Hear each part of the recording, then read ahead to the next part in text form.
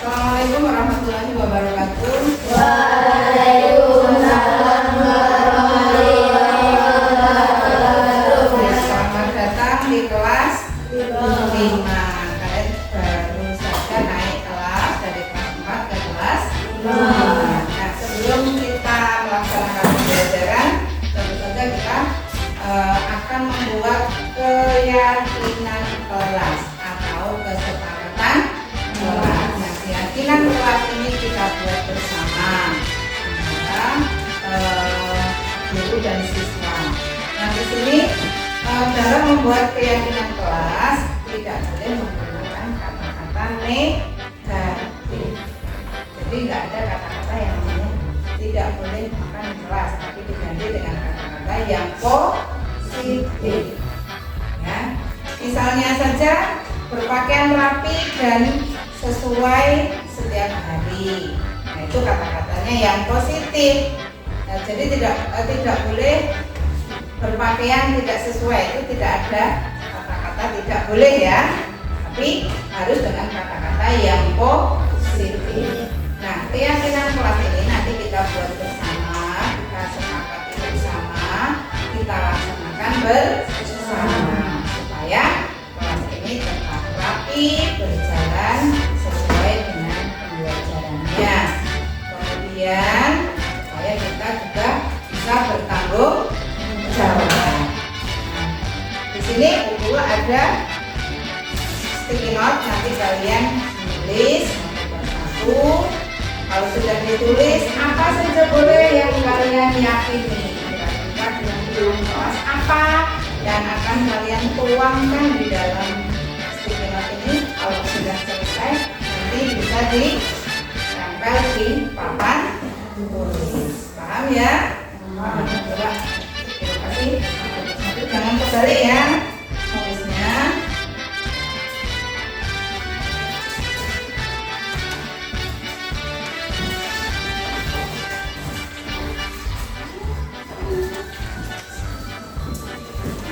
Ayo, ditulis dari kasih nama ya. Atasnya kasih nama dulu.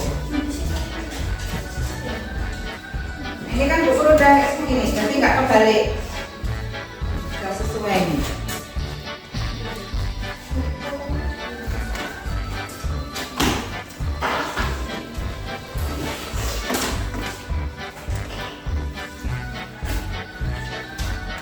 Tulis nama dulu di atas, kemudian tulis keyakinan kelas menurut kamu apa aja. Kalau sudah selesai, boleh ditempel di papan tulis.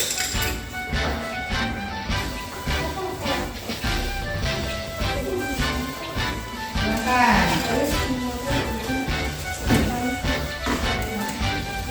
Keyakinan kelas.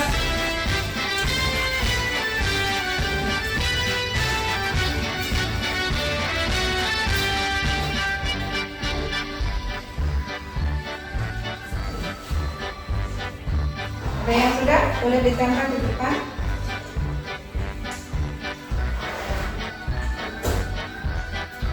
Supaya kita nanti bisa belajar bertanggung jawab dengan keyakinan yang akan kita sepakati nanti. Silakan, yang sudah boleh ditempel di depan.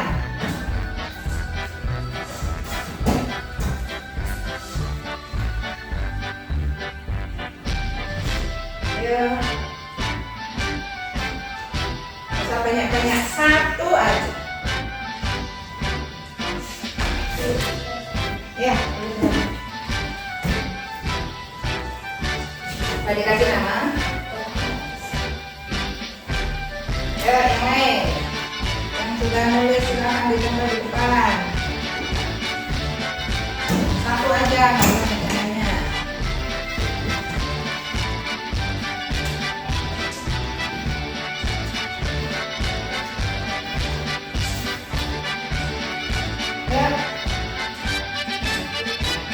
Ya, silahkan ditempel.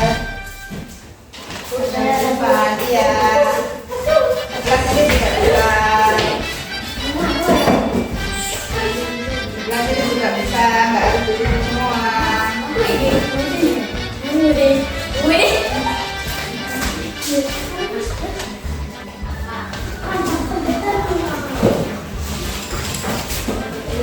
ya.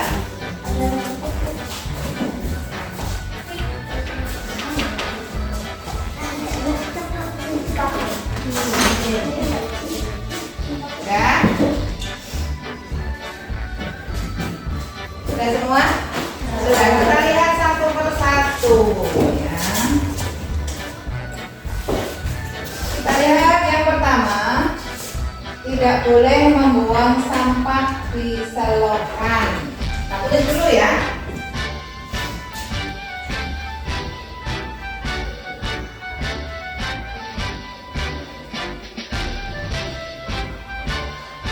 Apa tadi?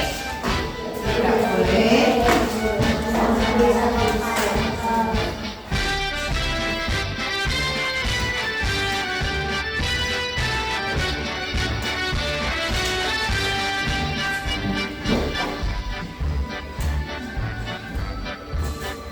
Kita lihat yang kedua. Jika tidak berangkat ke sekolah, kita harus menulis surat izin. Tidak berangkat ke sekolah, harus membuat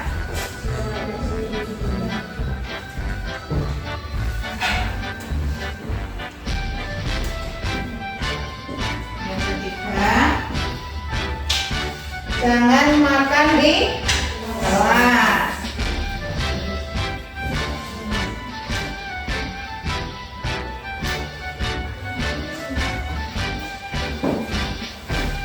Keempat, harus memakai pakaian pramuka lengkap pada hari Sabtu dan Jumat. Nanti kita catat dulu, nanti kita sepakati bersama-sama ya. Mana yang disepakati, mana yang tidak. Memakai itu pakai instansi ya.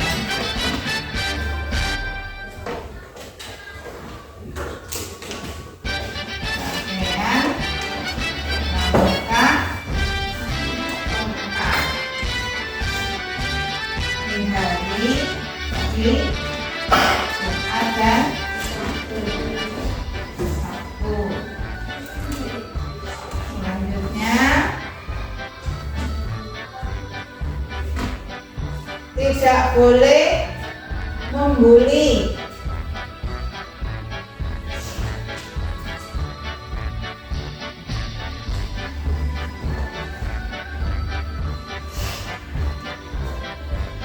Yang keenam,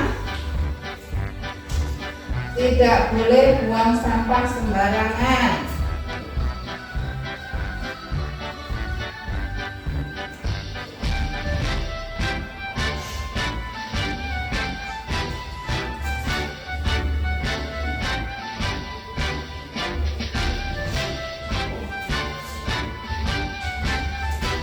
Harus memakai baju yang lengkap.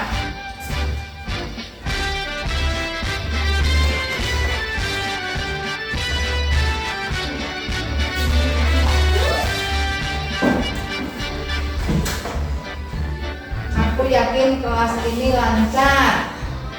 Tidak boleh membuli, sama ya. Tidak boleh membuang sampah sembarangan, sama. Kita harus membuang sampah pada tempatnya, sama. Aku yakin kelas ini lancar.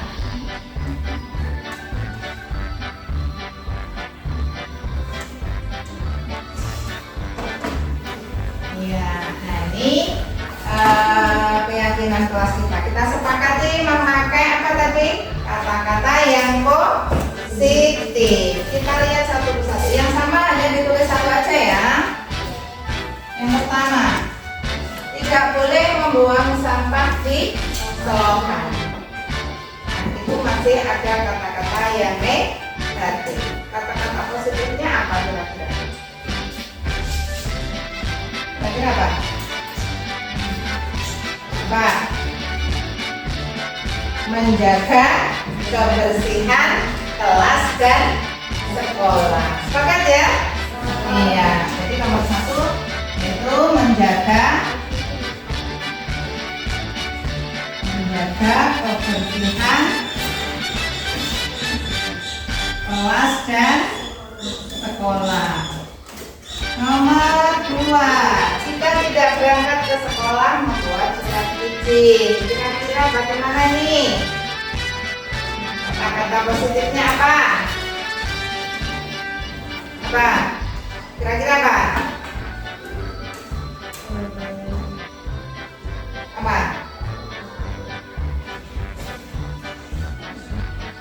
Membuat surat izin jika tidak berangkat. Itu aja ya? Sepakat? Sepakat.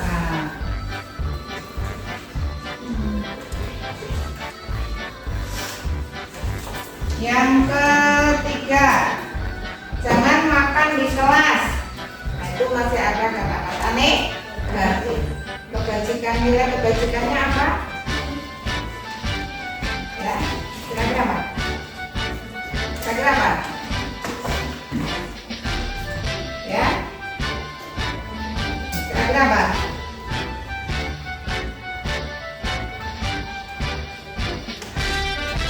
Ini aja ya, berarti saling menghormati dan menyayangi. Ya, saling menghormati dan menyayangi.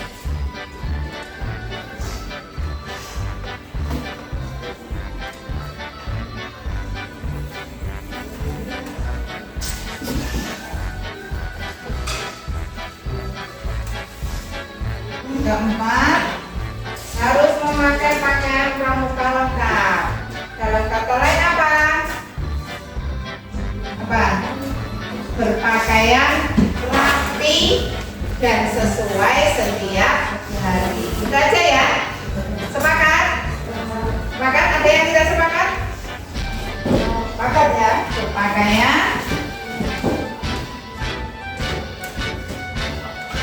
Berpakaian rapi dan sesuai setiap hari. Yang kelima, tidak boleh membuli. Berarti tadi termasuk saling menghormati dan menyayangi. Sama ya? Sama.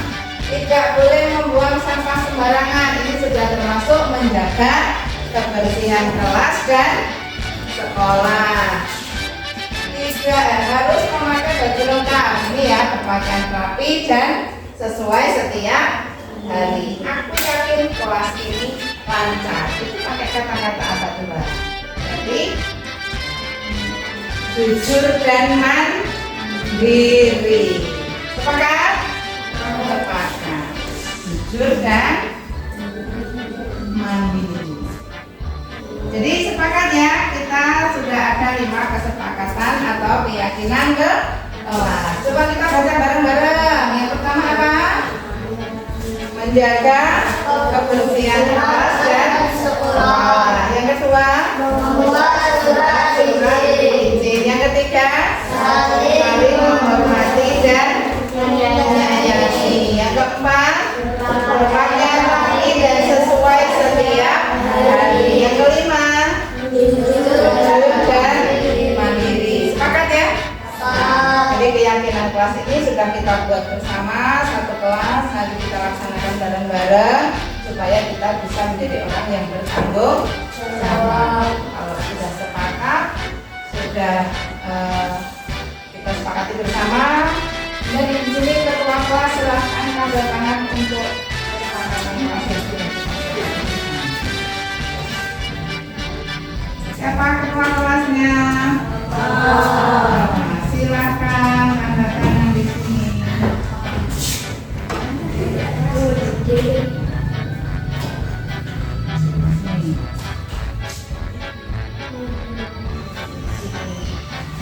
Sudah?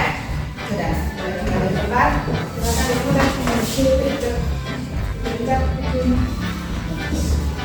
Ya, jadi ini sudah sepakat, kita sudah ACC dengan ketua kelas ya.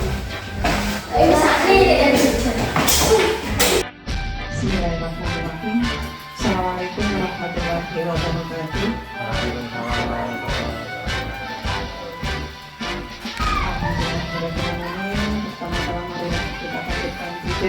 bersyukur kita kehadirat Allah Subhanahu wa Ta'ala yang mana pada hari ini kita bisa berkumpul kembali dalam rangka diseminasi pemahaman dan pengamalan budaya positif kepada rekan guru di UPTD SD Negeri 4 Hargomulyo.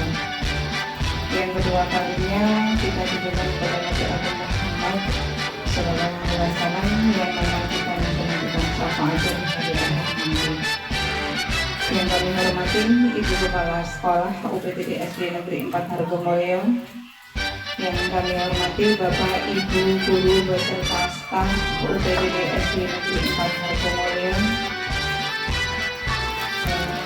Di sini saya selaku CGP Angkatan 11 Sukartini SPD dari UPTD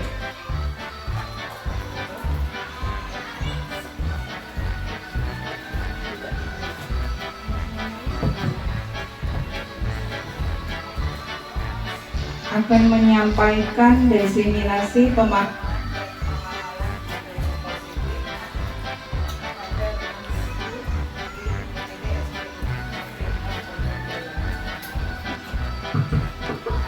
maaf tadi ada kesalahan kami sedikit.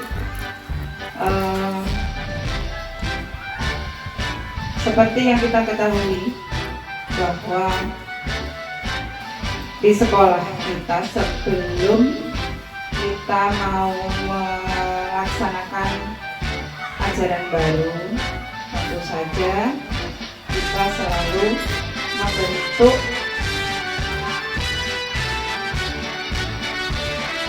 keyakinan atau kesepakatan kelas. Nah, sebelumnya di sini sebelum kita jauh untuk membahas tentang diseminasi budaya positif, tentu saja kita juga punya kesepakatan di ruangan ini sampai nanti acara ini selesai ya, Bapak Ibu.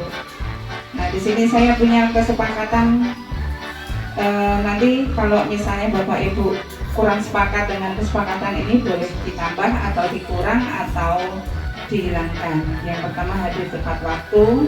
Terima kasih tadi Bapak Ibu sudah tepat waktu, hadir tepat waktu untuk bisa mengikuti diseminasi saya. Kemudian saling menghargai kita dalam pertemuan ini. Kemudian yang ketiga, angkat tangan jika ingin berpendapat.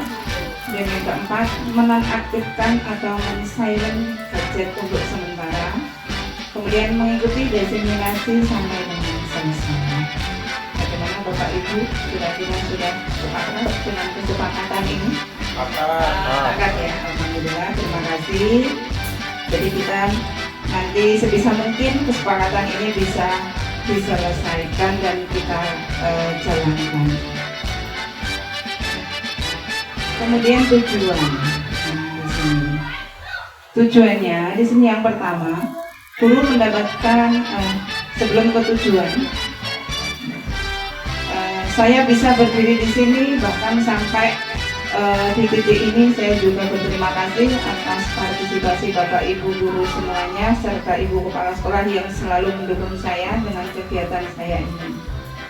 Jadi saya mohon meskipun ini Ibu Kepala Sekolah sedang tidak ada di tempat karena ada acara, maka saya mohon untuk Bapak Ibu salah satunya untuk mewakili memberikan sambutan sedikit buat saya untuk penyemangat saya dan yang lain. Mohon Ibu Umayah untuk berkenan sedikit saja memberikan penyemangat buat saya mewakili Ibu Kepala Sekolah. Ibu, mohon.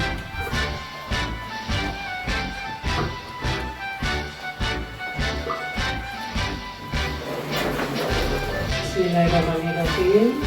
Assalamualaikum warahmatullahi wabarakatuh.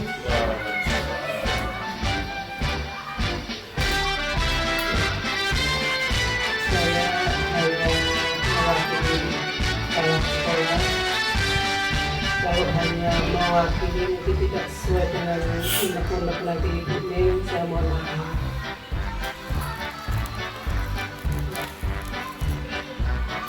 Ning, dengan adanya guru penggerak ini, kami juga sudah mulai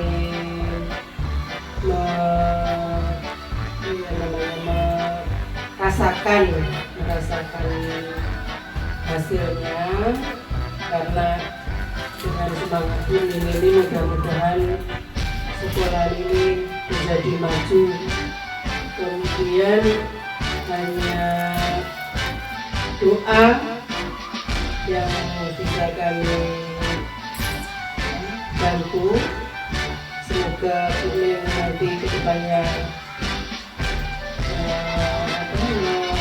dapat melaksanakan kegiatan ini sampai dengan selesai lancar, tidak ada halangan apa-apa.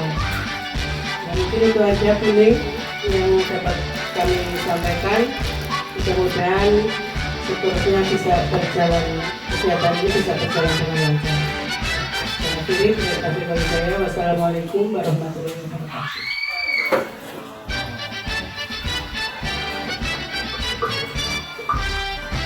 Terima kasih kepada Bu Umayang saya sudah wakili Ibu Kepala Sekolah. Terima kasih penyemangatnya dan doanya Bapak Ibu. Semoga saya nanti juga bisa menyelesaikan tugas saya sampai selesai dengan lancar. Baiklah, kita lanjutkan.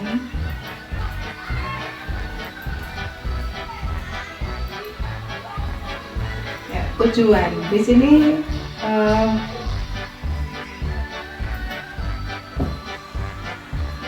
yang pertama, guru dapat memahami konsep pendidikan menurut Ki Hajar Dewantara dihubungkan dengan konsep budaya dan lingkungan positif di sekolah yang berpihak pada murid. Jadi kita masih terpaku pada pendidikan Ki Hajar Dewantara. Nah, pendidikan dari Ki Hajar Dewantara itu memang sangat berpihak pada murid. Ya, kalau dulu kita berpihak pada guru, tapi sekarang berpihak pada murid.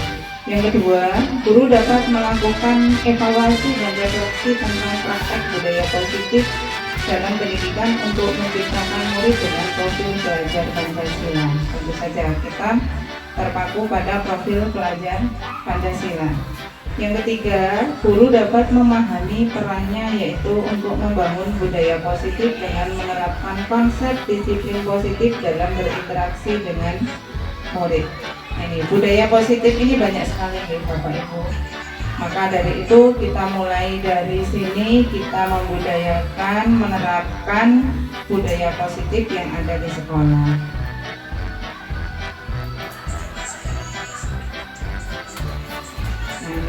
Kalau tujuan pendidikan menurut filosofi Ki Hajar Dewantara yaitu menuntun segala kodrat yang ada pada anak-anak agar mereka mencari keselamatan dan kebahagiaan setinggi-tingginya, baik sebagai manusia maupun sebagai anggota masyarakat. Jadi kita hanya menuntun anak-anak kita supaya nanti anak-anak kita itu bisa mendapatkan keselamatan dan kebahagiaan yang setinggi-tingginya, baik sebagai manusia maupun sebagai anggota masyarakat. Jadi bukan hanya sebagai manusia saja, tapi di masyarakat nanti juga bisa bermanfaat dan mencapai keselamatan dan kebahagiaan yang setinggi-tingginya.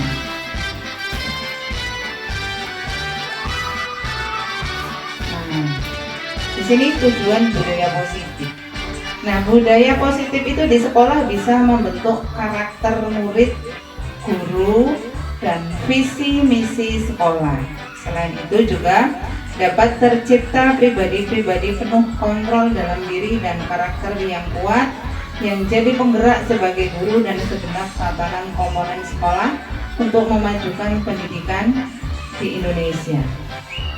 Jadi tujuan dari budaya positif itu tentu saja bisa membentuk karakter, bukan hanya karakter murid saja, tapi kita sebagai pendidik atau sebagai guru nanti juga bisa terbentuk karakternya sesuai dengan kurikulum Merdeka saat ini, serta visi dan misi sekolah yang kemarin kita sudah berdiskusi untuk membentuk visi sekolah kita sesuai dengan masa depan anak-anak kita.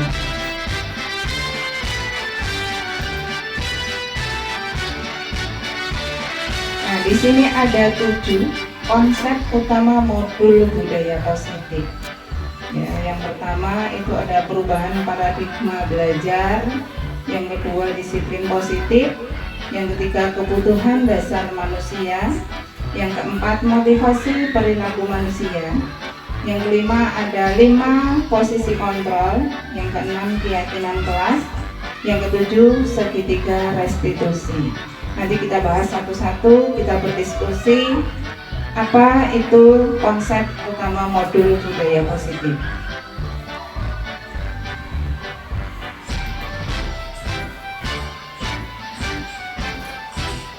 Yang pertama, pembelajaran dengan paradigma baru.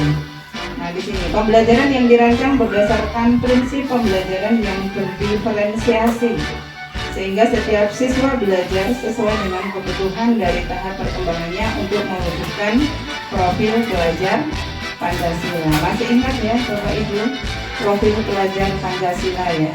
Ada berapa? Ada 6. Yang pertama, beriman, bertakwa pada Tuhan Yang Maha Esa dan berakhlak mulia. Yang kedua, berkebinekaan global. Yang ketiga, gotong royong. Yang keempat, kreatif. Yang kelima, bernalar kritis. Yang keenam, mandiri. Jadi kita diharapkan pembelajaran dengan paradigma baru. Jadi diharapkan nanti pembelajarannya itu sesuai dengan profil pelajar Pancasila. Jadi sudah tidak menggunakan kurikulum yang lama, tapi menggunakan kurikulum merdeka yang untuk mewujudkan profil pelajar Pancasila. Yang kedua, disiplin positif. Nih, dalam budaya kita makna kata disiplin itu dimaknai menjadi sesuatu yang dilakukan seseorang pada orang lain untuk mendapatkan kepatuhan. Kita cenderung menghubungkan kata disiplin dengan ketidaknyamanan. Disiplin positif merupakan salah satu cara penerapan disiplin yang bertujuan untuk menumbuhkan kesadaran serta memberdayakan anak untuk melakukan sesuatu dan pasogokan atau ancaman maupun hukuman. Kita sering kalau di kelas ataupun di lingkungan sekolah, ketika melihat anak itu melanggar aturan atau tidak membawa sesuai dengan aturan kita, pasti kita kemana? Pada hukuman ya. Jadi nanti kita bahas lebih jauh lagi hukuman, konsekuensi.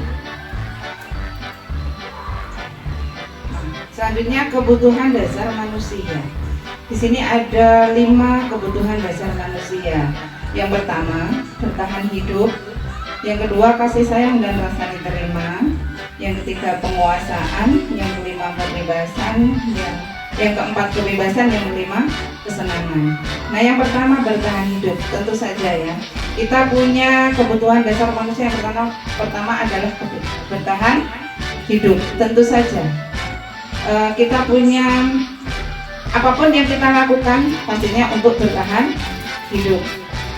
Kegiatan apapun itu alasannya adalah untuk bertahan hidup. Itu adalah kebutuhan dasar manusia yang pertama. Yang kedua, kasih sayang dan rasa diterima. Kita pasti ada rasa kasih sayang antar sesama. Kemudian rasa diterima. Kita juga mempunyai rasa saya diterima nggak ya di lingkungan saya. Saya merasa apakah saya berperilaku seperti ini kira-kira diterima nggak? Dan rasa kasih sayang itu ada tidak? Kemudian penguasaan. Tentu saja kita sebagai manusia ada rasa penguasaan, tapi nanti akan diterapkan di dalam kehidupan kita sehari-hari. Kebebasan, kita juga bebas mengeluarkan pendapat, bebas untuk beragama dan lain sebagainya. Kesenangan, itu juga kebutuhan dasar manusia. Kita juga berhak senang dalam hidup kita.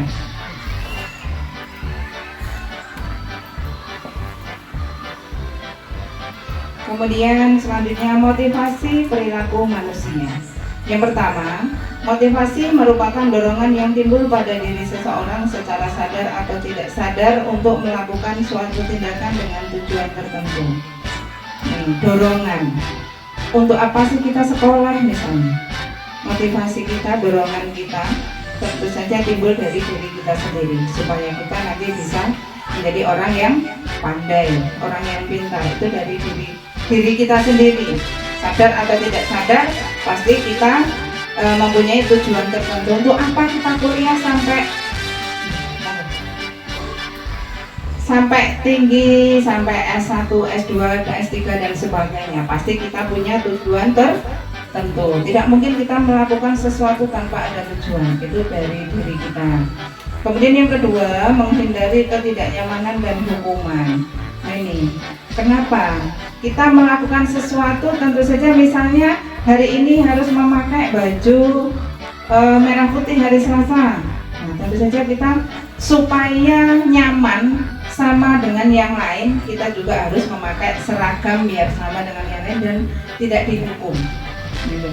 Kalau misalnya kita memakai baju yang tidak sama, seragam yang tidak sama, tentu saja takut dan nanti akhirnya bisa dihukum karena tidak sesuai dengan aturannya.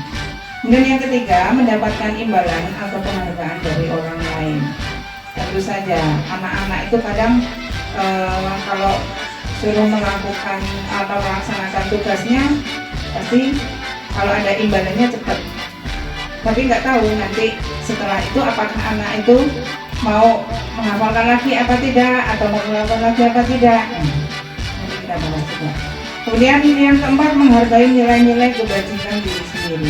Nah, untuk menghargai nilai-nilai kebajikan diri sendiri, kita juga tentu saja motivasi kita, dorongan kita untuk diri kita sendiri. Nilai-nilai kebajikan yang ada pada diri kita sendiri.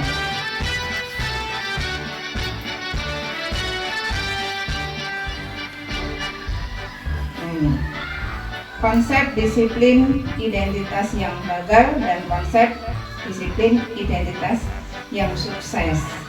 Nah ini ada dua perbedaannya. Sebelum kita lanjutkan, kayaknya ini pada lesu nih, ngantuk ya. Untuk mencairkan suasana nih, kayaknya kita perlu ice breaking ya, supaya tidak ngantuk. Kira-kira apa nih, Bapak Ibu? Ada ide mau ice breaking apa supaya lebih semangat lagi? Kira-kira apa? Kita pakai tangan apa itu? Sebelum tangkap apa? Tangan tangkap apa satunya? Apa? Tangan kita megang tangan, ya kan? Kalau tangkap berarti kita menangkap lawan kita, jadi harus berpasangan harusnya. Susah ya? Jadi yang lain aja. Oh itu aja. Kalau kepala berarti megang kepala. Kemudian batik itu baju. Kalau batuk berarti mulut. Oh, kalau ini apa, botak ya? Botak, batik, batuk. Ya, jangan keliru ya, ini konsentrasi nih. Ya, kita mulai ya. Botak, kepala. Batuk, mulut. Batik, batuk, botak, batuk, batik, botak. Nah, ini udah mulai oleng nih mulut ini. Batuk, batik, botak, batuk, botak, batik. Ya, terima kasih. Ini ice breaking. Ice itu berarti dingin ya, mendinginkan suasana sejenak supaya kita juga kalau di kelas anak-anak sudah mulai bosan, sudah mulai oleng, sudah mulai males mendengarkan penjelasan, kemudian sudah bosan dengan pembelajaran dan lain sebagainya, kita juga sering menggunakan ice breaking di kelas nih Bapak Ibu nih. Jadi banyak sekali sekarang kita ice breaking itu bisa gerakan, bisa tepuk, bisa yel-yel, bisa banyak sekali. Hanya untuk mencairkan suasana supaya tidak tegang, supaya tidak panas ya. Nah, ini kita lihat perbedaan konsep disiplin identitas gagal dan konsep disiplin identitas sukses. Ini ada hukuman, ada penghargaan. Kita lihat. Hukuman itu cenderung apa? Menyakitkan, jelas ya. Pasti kebayang kalau dihukum nanti saya diapakan ya. Pasti kayak gitu ya. Jadi bayangannya kalau hukuman itu menyakitkan. Tidak nyaman, jelas, karena dihukum pasti tidak nyaman. Murid takut. Nah, kayak kejadian saya kemarin di kelas ya, Bapak Ibu. Tiba-tiba itu padahal kita sudah punya keyakinan bahwa kelas harus selalu bersih. Ternyata anak-anak itu kadang tidak sesuai dengan aturan yang ada, bukan aturan ya, keyakinan yang ada. Jadi murid itu merasa takut karena apa? Melakukan kesalahan. Jadi ada alasan kenapa takut, karena mereka merasa melakukan kesalahan. Kemudian memaksa. Nah nih, kalau hukuman itu pasti sifatnya memaksa. Nanti kalau saya tidak bersih-bersih, nanti saya dihukum misalnya. Kemudian murid menyembunyikan kesalahan. Jelas ya, untuk menghindari hukuman itu, murid itu akan menyembunyikan kesalahan. Murid menjadi rendah diri. Nah, kalau hukuman bukan menjadikan murid itu menjadi lebih berubah, tapi malah menjadi rendah diri karena sering dihukum. Jadi dilihat temennya, kamu kok sering dihukum, kenapa, dan lain sebagainya.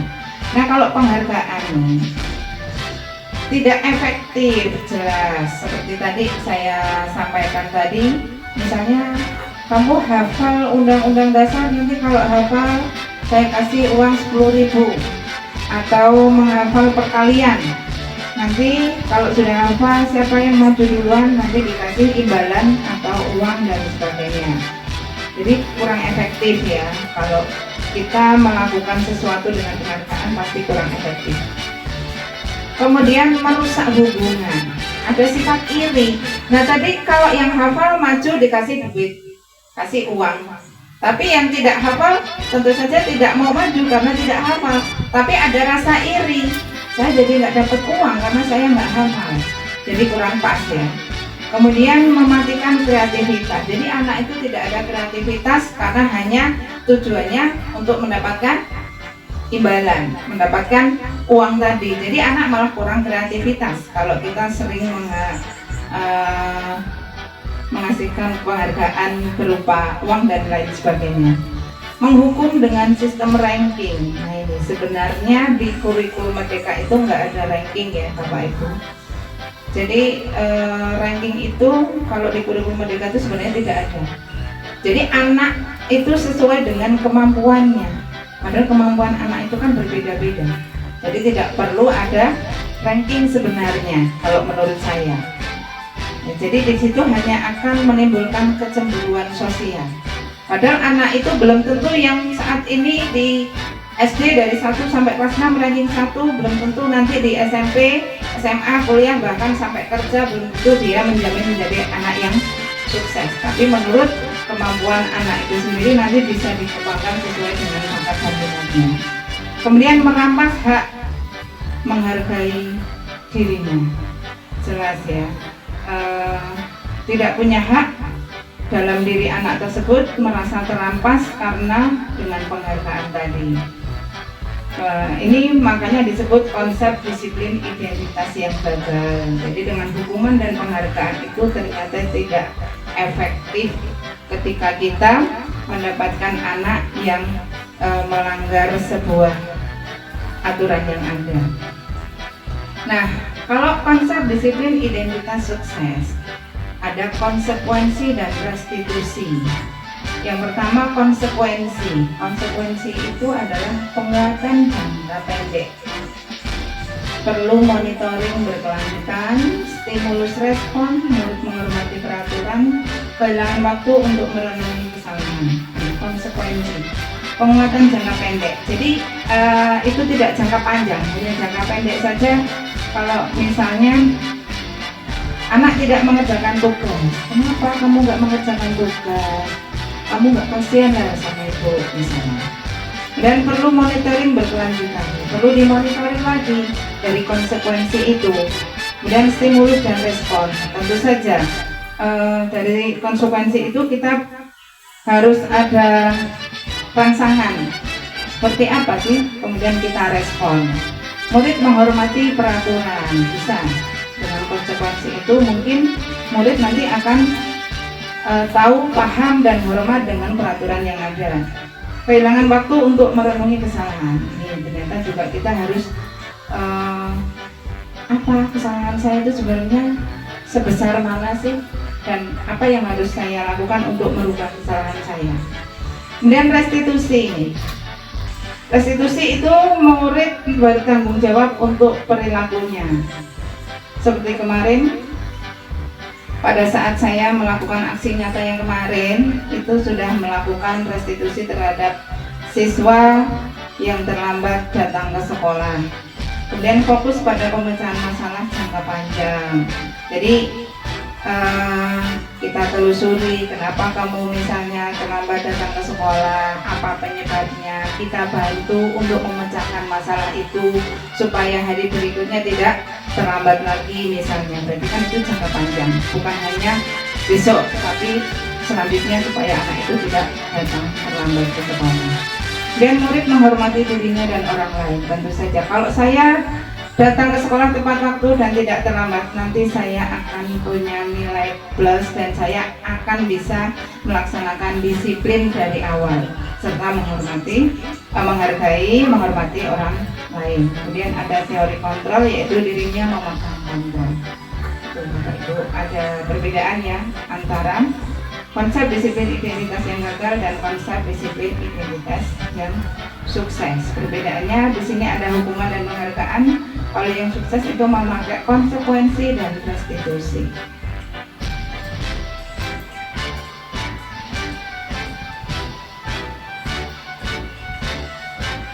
Selanjutnya konsep disiplin pendekatan restitusi. Dari apa sih restitusi gitu ya? Nah, restitusi itu adalah proses menciptakan kondisi bagi murid untuk memperbaiki kesalahan mereka, sehingga mereka bisa kembali kepada kelompok mereka dengan karakter yang lebih kuat. Seperti tadi saya sampaikan bahwa saya kemarin sudah ada kasus di kelas saya, ada anak yang datang terlambat ke sekolah.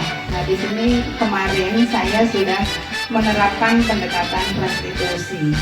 Jadi kita telaah anak itu, kenapa kamu kok datang terlambat ke sekolah, penyebabnya apa, kemudian apakah itu sudah sesuai dengan keyakinan kelas apa belum. Nah, kita tanya, kemudian masalahnya apa, kita carikan solusinya supaya tidak terlambat lagi, harusnya bagaimana, dan seterusnya. Itu restitusi ya. Jadi bukan kita menghukum. Itu contoh, salah satu contoh aja. Kemudian ada anak yang mungkin tidak sesuai dengan tidak memakai atribut lengkap dan sebagainya. Itu juga bisa pakai pendekatan restitusi. Nah, ciri-cirinya nih Bapak Ibu. Ciri-ciri restitusi. Yang pertama adalah belajar dari kesalahan, bukan menebus kesalahan. Nih. Maksudnya di sini belajar dari kesalahan. Oh iya, saya kok terlambat datang ke sekolah. Berarti kesalahan saya pasti ada penyebabnya ya. Kenapa datang ke sekolah? Mungkin bangunnya kurang pagi, karena malam bergadang, main HP dan sebagainya. Jadi itu belajar dari kesalahan. Dia merenung, oh ini kesalahan saya. Bukan menebus kesalahannya, tapi belajar dari kesalahan. Kemudian memperbaiki bukunya. Nah, dari terlambat ke sekolah tadi, tentu saja hubungan dengan teman-temannya, karena ketika datang dia kelasnya sudah masuk, gurunya, Pak gurunya sudah ada di kelas. Jadi hubungan antara siswa dan guru atau siswa dengan siswa itu kan kurang bagus. Kemudian tawaran bukan paksaan, menawarkan solusi pemecahan masalah tadi. Jadi ditawarkan, bukan dipaksa. Besok kamu harus datang lebih awal, bukan harus, tapi menawarkan bagaimana, misalnya cari solusi bagaimana supaya kamu tidak datang terlambat lagi. Bagaimana kalau kamu tidurnya harus lebih awal, tidak boleh begadang atau tidak begadang, tidak main HP supaya paginya bisa bangun lebih awal, bersiap-siap, berangkat sekolah sehingga sampai sekolah tidak terlambat misalnya. Menuntun untuk melihat ke dalam diri. Nah, kita tuntut.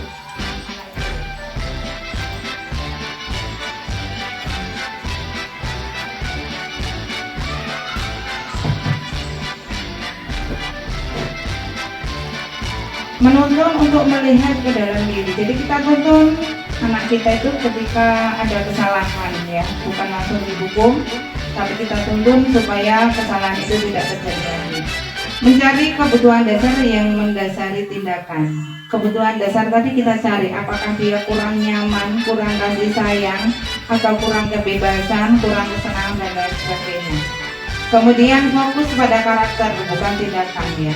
Bukan langsung ditindak, kamu terlambat jadi kamu harus berdiri di depan, bukan, tapi karakter supaya anak itu nanti punya karakter yang disiplin, bukan dipaksa ya, bukan tindakan. Kemudian menguatkan dan fokus pada solusi, menguatkan dan fokus pada solusi. Kita kuatkan anak itu supaya nanti tidak terlambat lagi, kita beri nasihat, kita beri solusi supaya fokus anak itu besok tidak terlambat datang ke sekolah lagi misalnya, itu contoh. Nah ini perbedaan antara hukuman, konsekuensi dan restitusi. Nanti Bapak Ibu bisa pendapatnya ya, bagaimana kita membentuk keyakinan kelas di kelas kita masing-masing. Kita lihat dulu. Contohnya adalah siswa sering terlambat ke sekolah. Hukuman, kalau hukuman berarti guru menghukum siswa tersebut lari keliling lapangan 3 kali misalnya, berarti itu guru memberi tindakan secara langsung. Kira-kira jerah nggak Bu anak-anak kalau dihukum seperti itu? Jerah tidak Bu? Jerah, tapi itu tidak jangka panjang.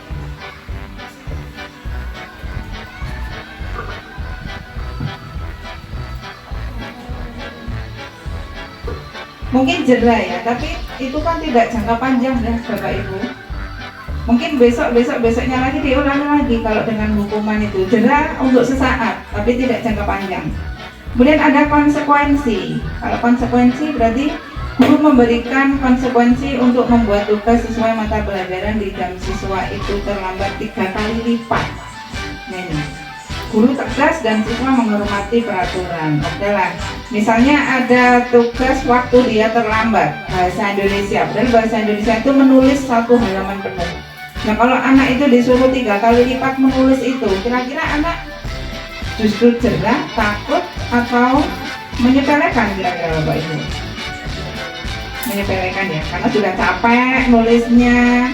Bahkan ya mungkin bisa lah dia menghormati peraturan itu ya, tapi itu kurang pas ya kalau konsekuensi. Nah sekarang restitusi nih. Dari restitusi ini mungkin lebih bisa mengena. Guru menanyakan keyakinan kelas atau dirinya dan membantu siswa menyelesaikan masalahnya. Guru terbuka dan siswa menghormati dirinya dan orang lain. Jadi tadi misalnya kemarin saya sudah ada siswa saya yang terlambat ke sekolah, kemudian saya panggil, saya tanya, ada apa, kenapa kamu bisa terlambat datang ke sekolah. Kemudian anak tersebut menjelaskan bahwa dia sering begadang kalau malam sehingga tidurnya sampai malam, bangunnya terlambat, kemudian siap-siapnya terlambat, bahkan sampai sekolah terlambat, masuk ke sekolah. Nah itu kita cari solusinya bareng-bareng sama anak tersebut. Nah kira-kira kalau datang terlambat ke sekolah itu sudah sesuai belum dengan kelas yang sudah dibuat?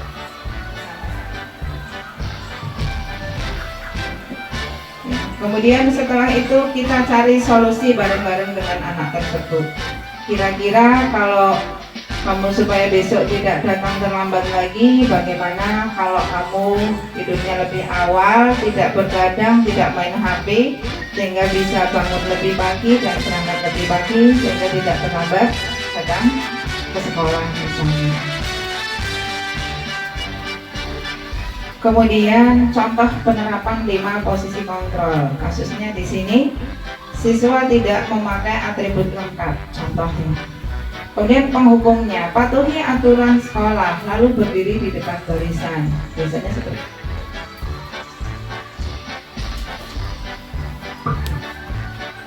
Kemudian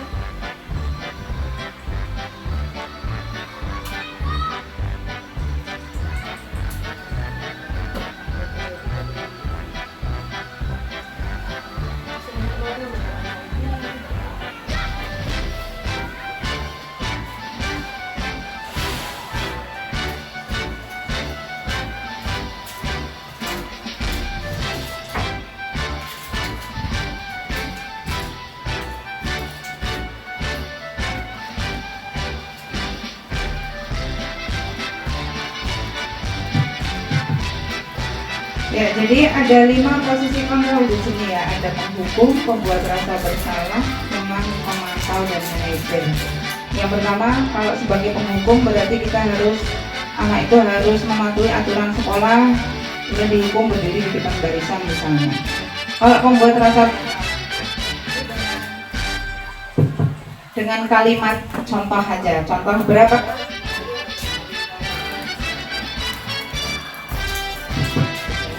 Dengan kalimat tersebut, ya, berapa kali Bu Guru harus memberitahu kamu? Bu Guru kecewa loh sama kamu.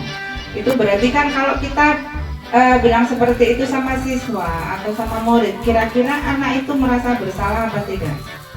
Merasa bersalah ya. Jadi dengan kalimat tersebut anak itu akan merasa bersalah. Itu namanya pembuat rasa bersalah. Kemudian teman, ini mungkin lebih enak nih. Ayolah yang tertib, buat Bu Guru bangga. Kali ini tidak apa-apa, kamu salah. Itu berarti kita sebagai teman dengan anak, ya, dengan kata-kata seperti itu. Kemudian sebagai pemantau, kamu sudah melanggar, apa peraturan dan konsekuensinya? Itu kalau kita sebagai pemantau itu seperti itu. Monggo Bu Rina, silakan. Kemudian manajer. Nah, kalau manajer itu apa? Kamu tahu kesalahannya. Itu kalau sebagai manajer, pemimpin itu kata-katanya seperti itu. Kira-kira bagaimana kamu akan memperbaiki kesalahan ini? Jadi dilakukan secara konsistensi dan kompak seluruh warga sekolah. Jadi posisi kontrol itu ada 5 ya Bapak Ibu. Ada penghukum, pembuat rasa bersalah, teman, pemantau, dan manajer. Nah, di sini kita sebagai pendidik tentu saja kita sering melakukan 5 posisi kontrol ini kepada anak-anak kita ketika anak kita itu membuat kesalahan, sebuah kesalahan. Entah apapun itu kesalahannya, pasti kita sering ya dengan 5 posisi kontrol itu, entah sebagai penghukum, pembuat rasa bersalah, sebagai teman, sebagai pemantau, maupun sebagai manajer.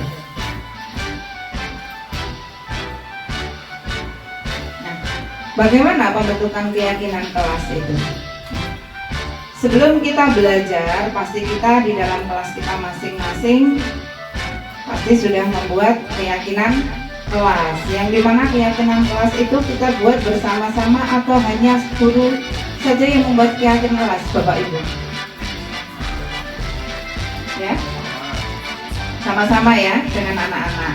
Karena apa? Keyakinan kelas itu kan kita bersama untuk melaksanakan supaya kelas itu lebih kondusif, supaya kelas itu bisa berjalan dengan keyakinan yang kita buat bersama.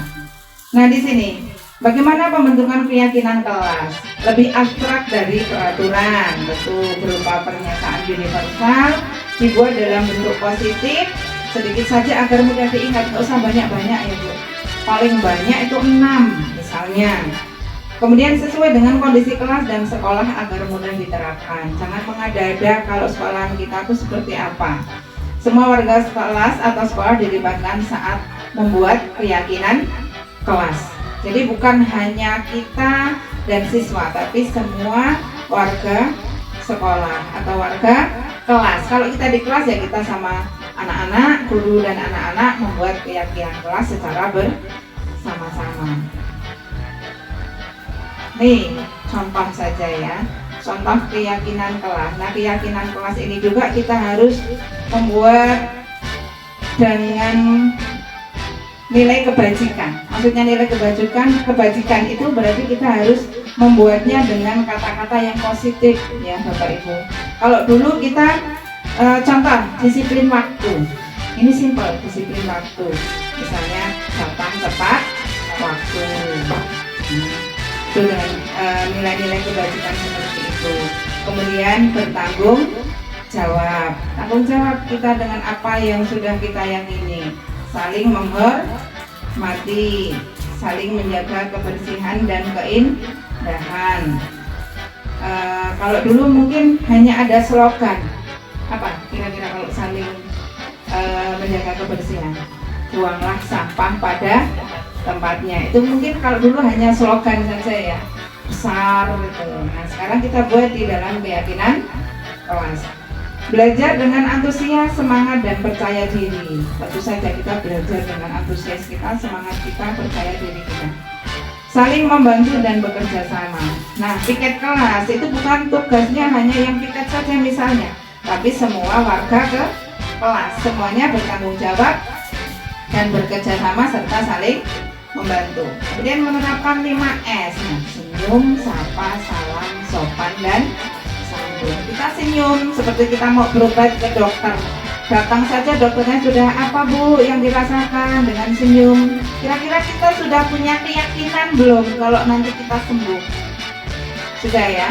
Jangan sampai kita masuk kelas, masalah di rumah kita bawa ke kelas, jadi anak-anak sudah takut menurut apa itu ya misalnya. Nah kalau kita sudah senyum, anak-anak pasti sudah senang belajar. Disapa anak-anak, bagaimana kabarnya hari ini? Misalnya salam itu wajib ya. Kita harus memberi salam dengan kata-kata yang sopan dan santun. Kemudian disiplin diri. Dalam keyakinan kelas itu kita harus mengandung ini tadi keyakinan kelas dan disiplin waktu, bertanggung jawab, saling menghormati, saling menjaga kebersihan dan keindahan dan sebagainya. Tentu saja dengan nilai-nilai kebajikan yang positif, dengan kata-kata yang positif. Nah ini tadi segitiga restitusi ya. Tahapan penyelesaian masalah. Ini yang namanya segitiga restitusi. Yang pertama kita menstabilkan identitas. Kita semua akan melakukan hal terbaik yang bisa kita lakukan. Kemudian validasi tindakan yang salah. Semua perilaku memiliki alasan, menanyakan keyakinan. Kita semua memiliki motivasi internal tahapan penyelesaian masalah. Yang pertama seperti tadi, masalah tadi tetap yang saya bawa adalah masalah, contohnya adalah masalah tentang anak datang terlambat ke sekolah. Kita tanyai dulu identitas, menstabilkan identitas tadi. Jadi kita tanya dulu, kenapa kamu terlambat? Jangan langsung dihukum atau kamu besok nggak boleh datang terlambat lagi. Kita kan nggak tahu masalahnya apa.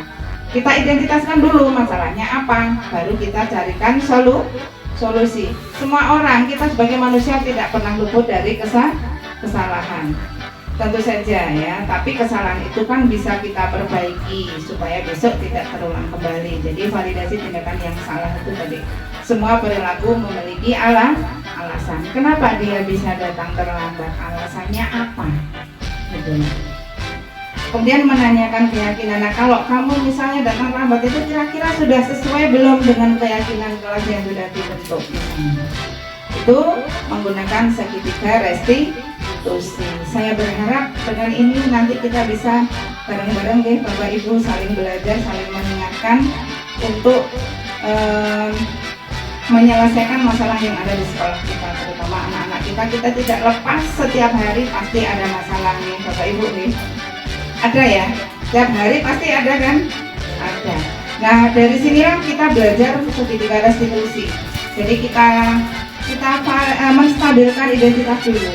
Kita tanyakan apa penyebabnya dan sebagainya. Kita tanya baik-baik supaya anak itu tidak takut, supaya nanti tidak mengulangi lagi kesalahan.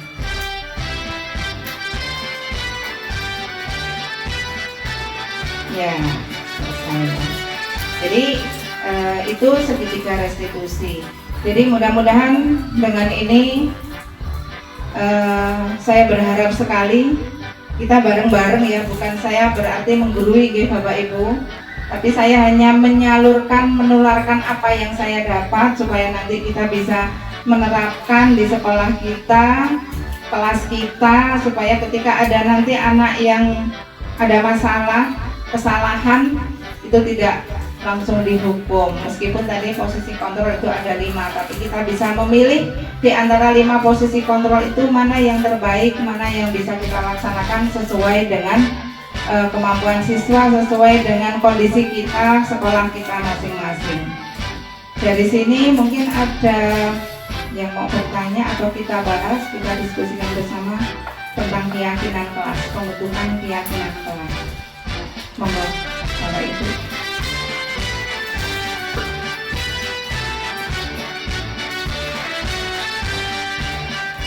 Terima kasih atas waktunya.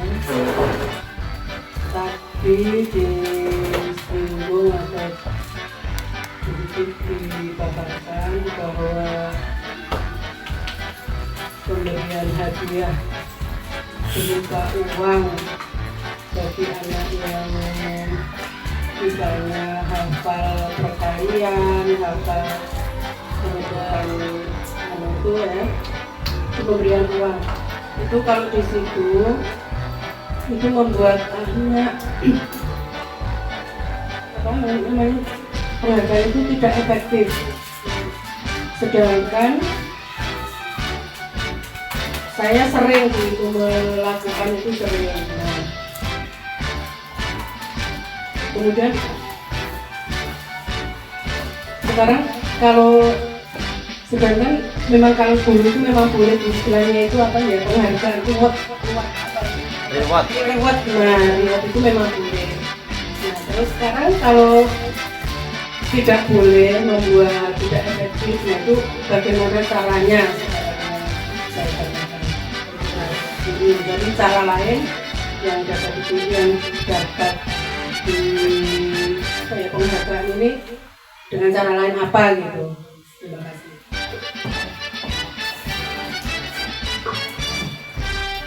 Terima kasih, pertanyaan yang sangat bagus sekali dari Bu Umayyah. Ya, memang saya juga sering sering melaksanakan itu supaya untuk menumbuhkan motivasi, ya. Motivasi semangat anak supaya mau menghafal. Karena kalau dengan kita tidak memberikan penghargaan, anak pasti kurang termotivasi dengan adanya misalnya hafalan, apalagi hafalan perkalian, UUD 45 dan lain sebagainya. Saya juga sering, Bu, ternyata setelah saya mendapatkan ulasan ini itu kurang efektif. Jadi mungkin dalam bentuk lain, Bu, penghargaannya tidak harus dengan dalam bentuk uang misalnya. Kita alihkan ke yang lain. Misalnya, oh kamu sangat bagus, kita puji dulu, kita puji. Kemudian karena menurut saya uang itu jangka pendek ya, Bu. Jadi kalau dia nggak ada uang pasti besok tidak mau menghafal lagi, gitu kan. Kalau ada uangnya, saya mau lah, karena saya mau uang, jadi saya harus hafal ini, biar saya mendapatkan uang. Kita alihkan ke yang lain. Mungkin sekarang sudah zaman canggih ya. Kita beri misalnya dalam bentuk lain, misalnya penghargaan lain, misalnya nanti saya kasih bentuk barang misalnya, oh ini misalnya ada sebuah seperti piagam kecil-kecilan lah, atau dalam bentuk lain tapi bukan bentuknya uang misalnya. Jadi kita memang di sini dituntut untuk kreativitas, berkreasi, supaya nanti justru itu malah akan terkenang selamanya. Saya waktu kelas 6 ketika saya hafal, saya dikasih ini sama Bu Guru misalnya. Itu dalam bentuk kreativitas kita sendiri. Misalnya kita mau piagam misalnya, piagam itu kan nggak harus medali ya, Bu. Penghargaan itu nggak harus medali yang dikalungkan, itu dan nggak harus bentuk medali, tapi kita mungkin dalam bentuk lain. Misalnya jajan yang direnteng-renteng, atau mungkin kita kasih nama, ya. Jadi kita memang harus bentuknya kreatif, Bu, kreativitas. Jadi ternyata kemarin itu salah kalau kita memberi dalam bentuk uang.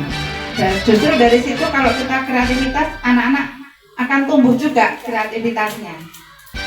Gitu. Mungkin ada yang mau nambahkan yang lain boleh?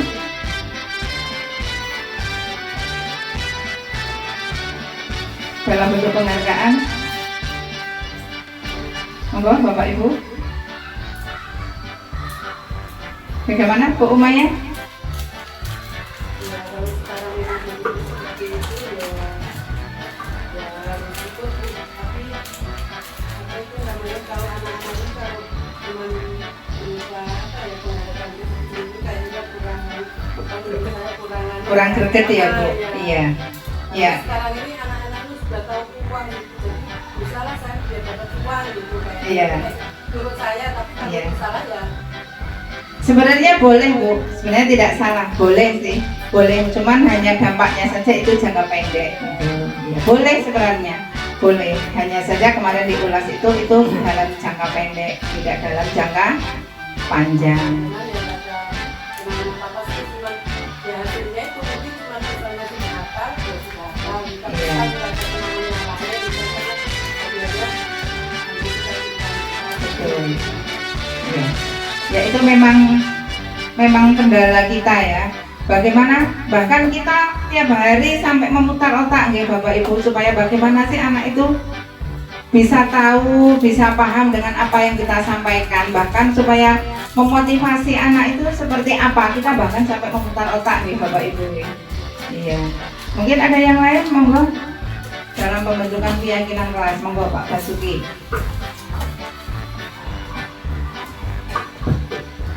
Terima kasih atas waktunya. Di sini saya ingin menambahkan sedikit mungkin terkait solusi tadi yang dibicarakan dengan Bu Maya. Ya, kita sebagai guru tidak memungkiri karena itu rasa bangga kita ya Bu ya terhadap peserta didik kita dengan hasil belajar yang mungkin di situ memuaskan, sehingga dalam diri kita ini memang mengasih sebuah reward apresiasi yang diberikan kepada peserta didik. Tetapi apa ya itu tadi, apa bangsa disiplin ini terkadang apa yang kita inginkan terkadang dampaknya belum tentu baik ke depannya. Ini yang menjadi problema selama ini. Jadi betul apa yang dikatakan Bu Ning tadi, ya uang ini sifatnya jangka pendek. Setelah menerima mungkin besok ditanyakan lagi udah lupa lagi. Nah, mungkin itu yang jadi problema di pendidikan kita ini. Makanya reward ini atau apresiasi yang diberikan ke anak ini sifatnya yang bisa menyentuh hati untuk peserta didik tersebut. Nah, yang di sini kreativitas kita. Jadi yang diingat momennya, bukan hadiahnya mungkin Bu ya. Jadi yang kita timbulkan yaitu momennya. Wah, saya ingat dulu di kelas 6 pas naik, momen itu saya diberi apa yang bisa diingat selama panjang hayat. Mungkin pas ketemu rumahnya ingat lagi dengan momen itu. Mungkin momennya Bu yang di sini yang kita cari, bukan hadiahnya mungkin Bu ya. Jadi momennya itu yang bisa diingat. Entah itu nanti rewardnya seperti apa, mungkin ya itu kreativitas kita, tidak harus mahal tapi menyentuh kepada peserta didik itu. Jadi apa yang ada di anak-anak ya, oh ini ingat, intinya mungkin ingat momennya itu. Tambah dari saya Bu, terima kasih. Assalamualaikum warahmatullahi wabarakatuh. Terima kasih kepada Pak Basuki sudah menambahkan, menguatkan ya apa yang sudah kita sampaikan tadi. Betul sekali. Jadi momen ya Bu, ketika kita dikasih sebuah hadiah dalam bentuk misalnya apa sih yang bisa kita ingat sepanjang hayat kita. Misalnya saya dulu pernah di SMP itu guru IPA saya sampai sekarang saya masih ingat. Ketika menghafal rumus-rumus misalnya, menghafal rumus-rumus itu dengan singkatan-singkatan. Misalnya warna pelangi itu kan bisa kita ingat ada berapa warna? 7 ya, 7 warna. Itu beliau sampai sekarang saya masih ingat itu Magiku Hibiniu. Nah, dengan seperti itu pasti kita ingat. Ketika guru kita ngasih momen-momen seperti itu kita pasti ingat supaya hayat dan kita terapkan kepada anak didik kita misalnya. Itu sebuah contoh kecil saja nih Bapak Ibu, nanti kita bisa lebih belajar lagi, lebih banyak lagi.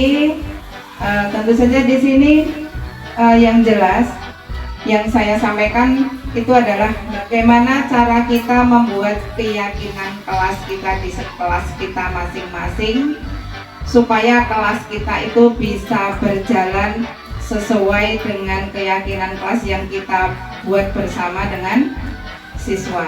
Jadi keyakinan kelas itu kan kita buat bersama-sama dengan warga kelas kita.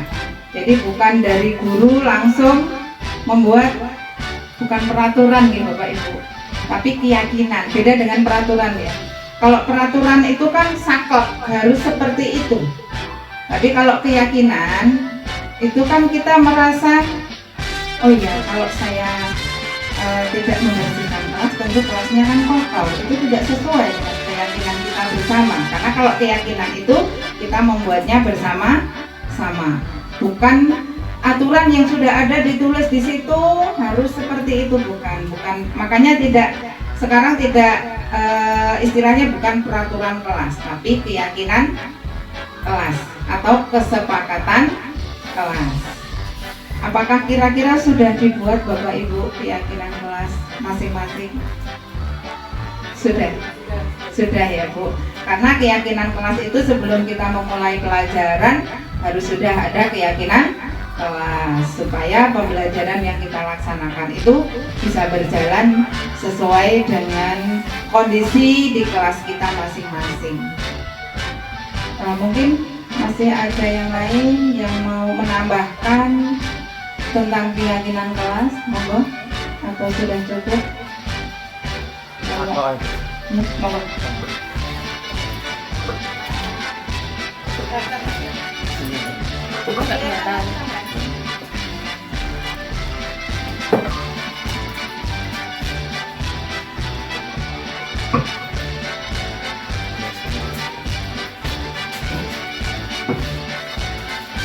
Oke, izin bertanya Bu Ning, terkait tentang pelaksanaan pembelajaran di kelas, itu saya merasakan perbedaan antara kelas kecil sama kelas besar. Ya kalau kelas 4, 5, dan 6 nanti bisa kita menghindari hukuman, namun lebih memberi pembelajaran lewat hati ke hati, itu bisa dilakukan. Dan siswanya pun sudah mempunyai nalar yang lumayan, yang cukup lah. Namun untuk kelas 1, 2, dan 3 ini ya mungkin agak susah, karena saya sendiri ngajar di kelas 1 sampai 6 itu berbeda. Kalau untuk kelas 1 itu ada 2 macam. Yang pertama keras dan yang kedua lembut. Kalau kita mengajar dengan keras, yang saya rasakan murid itu akan manut terus nggak berani aneh-aneh. Namun dampaknya yaitu tadi, kita seperti mengintimidasi sehingga siswa itu menjadi tidak nyaman, mau ngobrol sana sini takut. Tapi pembelajaran dapat berjalan dengan bagus. Nah, yang kedua itu dengan lembut. Kalau kita menggunakan kelembutan, itu memang terkesan siswa menjadi nyaman. Cuman dalam kita menyampaikan materi, ayo anak-anak fokus ke pelajaran, itu terkadang masih kayak bermain-main. Nah, itu yang pas pembelajarannya itu yang seperti apa, kita menggunakan pendekatan seperti apa untuk kelas kecil terutama. Terima kasih.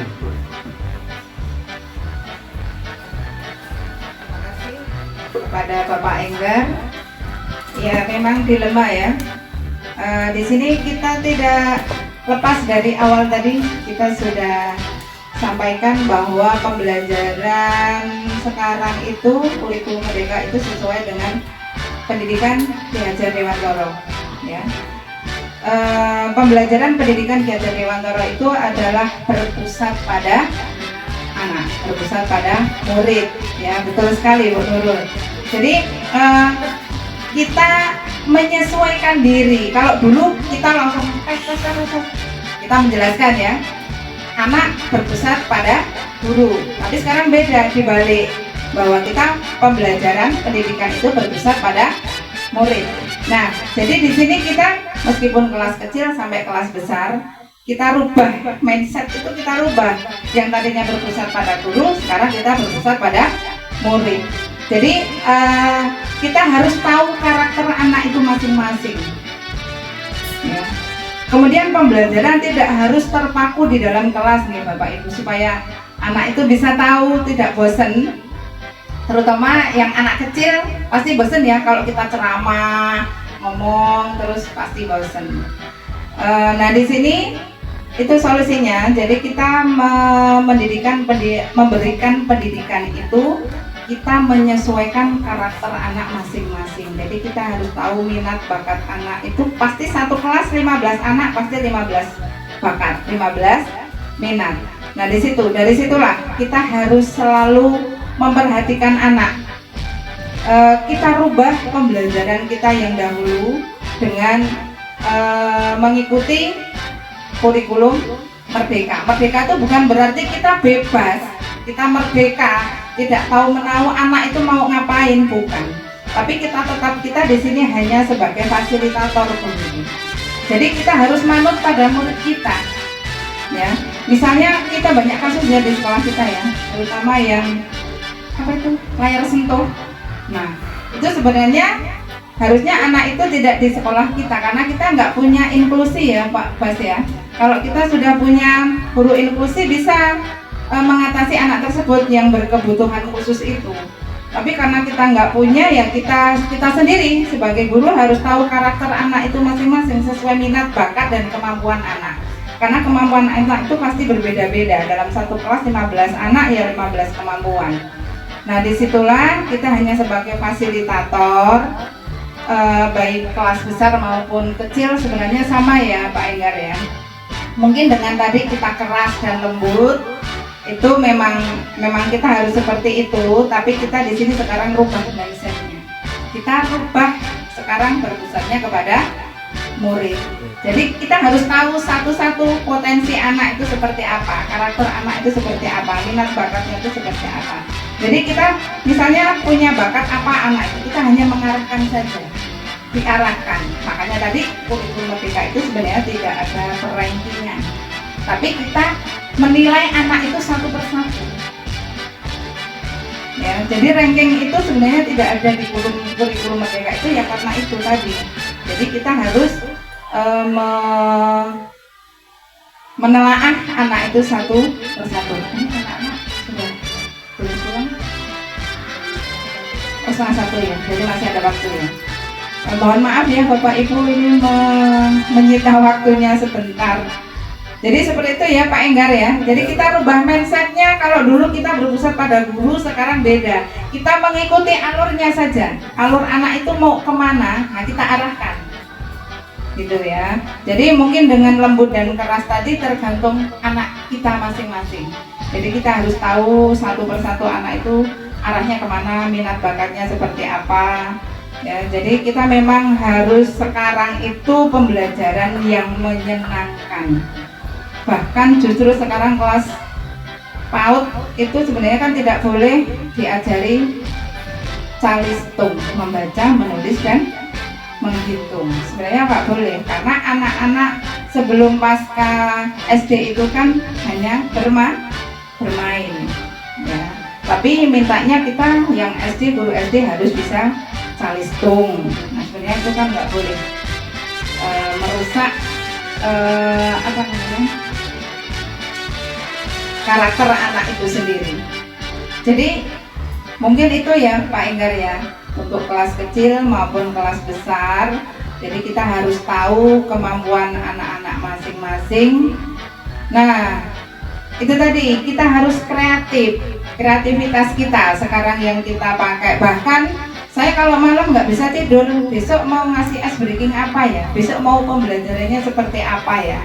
Supaya anak itu bisa mengikuti pembelajaran kita tanpa kita ngoceh, tanpa kita harus panjang lebar menjelaskan.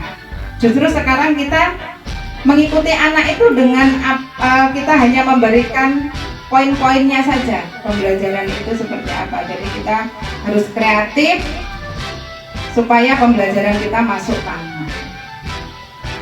Bisa diterima Pak Enggar? Ya. Bisa ya. Atau mungkin yang lain mau menambahkan, monggo. Cukup ya? Cukup. Jadi mudah-mudahan habis ini kita membuat yang belum membuat keyakinan kelas, boleh membuat keyakinan kelas, nggak ada yang terlambat ya. Boleh supaya kelas kita bisa berjalan sesuai dengan keyakinan kelas kita masing-masing. Bukan peraturan ya Bapak Ibu, tapi keyakinan kelas. Beda dengan nilai-nilai kebajikan. Kita buat sesimpel mungkin kata-kata keyakinan kelas itu dengan tidak membubuhkan nilai-nilai negatif, tapi nilai-nilai positif. Misalnya saling menghargai, itu kan panjang kan sebenarnya, tapi kata-katanya itu aja, saling menghargai.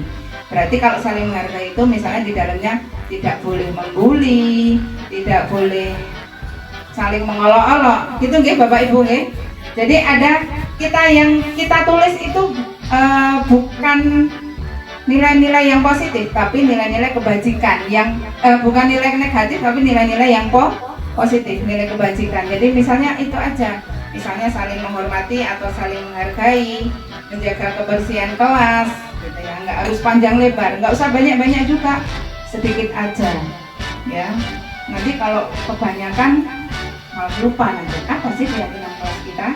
Nah, kalau sedikit saja tapi kita bisa laksanakan bersama, insya Allah nanti kelas kita bisa kondusif ya. Sip, bisa berjalan sesuai dengan keyakinan yang sudah kita buat bersama dengan siswa kita tentu saja. Kita hanya mengarahkan saja, ya, seperti tadi kita membuat keyakinan kelas juga, kita hanya mengarahkan. Nanti anak-anak itu sebebas mungkin mau mengutarakan keyakinan kelas yang seperti apa boleh. Boleh ya, anak-anak itu boleh kamu misalnya Rio, kamu punya keyakinan kelas apa? Misalnya. Kemudian Nurul, kamu punya keyakinan kelas apa? Boleh pakai seperti kemarin saya pakai sticky note itu boleh. Dan nanti ditempel, nanti kita bahas bareng-bareng, kita buat nilai-nilai kebajikan lagi. Nanti nggih Bapak Ibu? Sudah cukup nggih? Mungkin itu saja yang bisa saya sampaikan. Mudah-mudahan pertemuan kita hari ini bisa bermanfaat bagi kita semua, bisa membuat perubahan kita bersama, kita saling belajar, saling mengingatkan. Bukan berarti saya di sini menggurui, tapi kita menularkan apa yang sudah saya sampaikan, supaya nanti kita bisa saling belajar dalam memajukan sekolah kita. Mungkin itu saja yang bisa saya sampaikan, kurang lebihnya saya mohon maaf.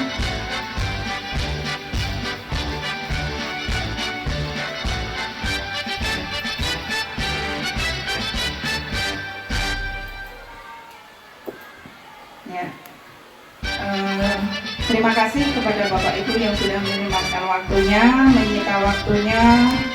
Saya dengan banyak-banyak terima kasih dan mudah-mudahan bermanfaat pertemuan kita hari ini. Kurang lebihnya saya mohon maaf. Saya akhiri. Wassalamualaikum warahmatullahi wabarakatuh. Waalaikumsalam.